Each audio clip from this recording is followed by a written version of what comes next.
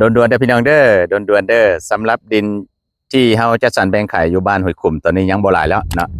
ยังบ่หลายแล้วใกล้สิเบิดละเออว่าแต่บุกเบิกแล้วเนาะหากระปูหิน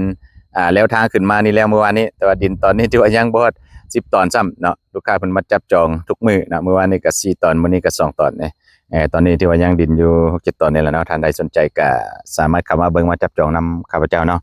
พวกเราอำนวยความสะดวกให้หลายอย่างบ่ว่าจะเป็นไฟฟ้าน้ำประปาเนาะใบตาดินหยังเฮาก็แล่นให้เบิดเนาะแล้วก็ทางเฮาก็ปูหินให้เนาะเพื่อให้เที่ยวขึ้นมาหาตอนดินสะดวกสบายเนาะบ่ว่าเฮาจะซื้อไว้ตั้งหอดตั้งเฮือนเนาะหรือจะเฮ็ดหัวเฮ็ดสวนก็เหมาะสมเพราะว่าเป็นดินเดิมดินเดิมดิน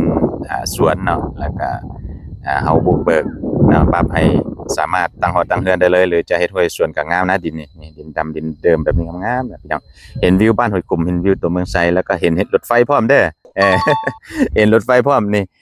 นี่เอาทั้งนี้นี่แฮงงามนี่เห็นวิวตัวเมืองงามๆเลยท่านใดสนใจก็มาจับจองนำข้าพเจ้าเด้อต้องการลดพิเศษให้ช่วงนี้เนาะช่วงโปรโมชั่นช่วงปิดโครงการ เนาะตัวนี้เป็นอีกโครงการหนึ่งที่ข้าพเจ้าอยากจะแนะนำเนาะท่านใดที่สนใจ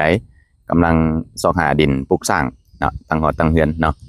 ที่ว่าอยู่แคมป์ทางใหญ่เนาะอยู่ใกล้กับเส้นทางใหญ่ประมาณ20ปลายเมตรนี่แหละนะดินตอนนี้อยู่บ้านบ่อน้อยนะบ้านบ่อน้อยเมืองไซแขวงอุดมไซเด้อลูกค้าเด้อนี่แคมป์ทางใหญ่ใกล้ๆกับทางใหญ่ประมาณ20กว่าเมตรเนาะใกล้ๆนี่ประมาณนี้ก็เป็นดินแล้วล่ะเนาะดินเฮาตั้งอยู่บ้านบ่อน้อยเมืองไซแขวงอุดมไซเด้อลูกค้าเด้อย่ำบ้านบ่อน้อยเมืองไซแขวงอุดมไซดินงามๆไปเลยเนาะพร้อมปลูกสร้างเนาะเป็นดินเดิมเป็นดินเดิมที่เฮาจกออกเนาะ